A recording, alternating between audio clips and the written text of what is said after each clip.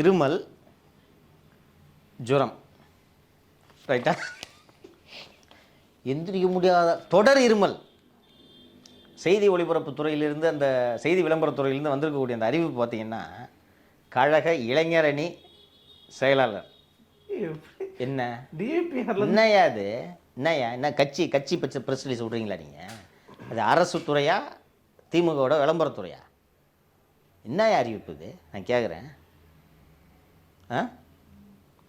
அப்போ இந்த அறிவிப்பு கட்சியிலேருந்து போய் அங்கே கொடுக்க சொல்லியிருக்காங்கன்னு தெரியுதா? கொடுத்தா கூட கொஞ்சம் மாற்றியாவது எழுதலாம்.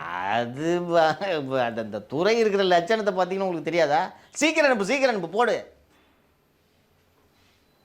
இதுக்கப்புறம் தான் சிஎம்கே தெரிஞ்சிருக்கும் இந்த வேலை, இந்த மேட்ரு. என்ன இப்படி அறிவிப்புலாம்? சரி, எந்த அமைச்சருக்காவது உடம்பு சரியில்லை இப்படி அறிவிப்பு வந்து பார்த்துருக்கீங்களா? அறிவிப்பு அவங்க பாட்டு சைலண்டாக இருந்துருவாங்க. இன்னும் ஜுரம் தானேயா, பிரசன்ஸ் ஆக மாட்டாங்க. இல்லை நம்ம தெரிஞ்சுக்கலாம். அதில் ஃபீவர் தானே.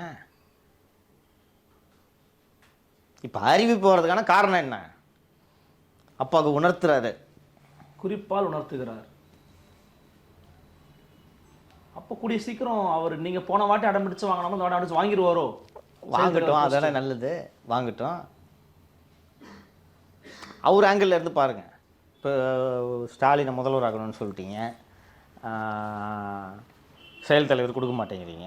அவர் இளைஞர் அணியிலே இருப்பார். 26 நீங்கள் உங்கள் இஷ்டத்துக்கு கேண்டிடேட்லாம் போட்டு ஆட்சியாக அமைச்சிட்டிங்கன்னா, இதே மாதிரி ஒரு துணை முதல்வராக உதயச்சந்திர சொல்கிறதெல்லாம் கேட்டு உட்காந்துருப்போம்மா. பொறுங்க சார், அரசியல்லாம் அப்படிதான். நான் ரெடியாக இல்லைங்க பொறுக்கிறதுக்கு. 4 வருஷமாக பொறுமையாக இருந்தேன். யூசியை மீறி என்னால் எதுவும் செய்ய முடியல.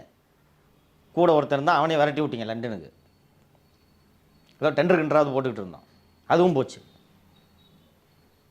இனி பொறுக்கிறது நான் தான் கேபினெட் ஃபார்ம் ஆகிடுச்சுன்னு சொல்கிறேன். சுகாதாரத்துறை அமைச்சர், துணை முதலமைச்சர்லாம் போட்டாச்சுன்னு.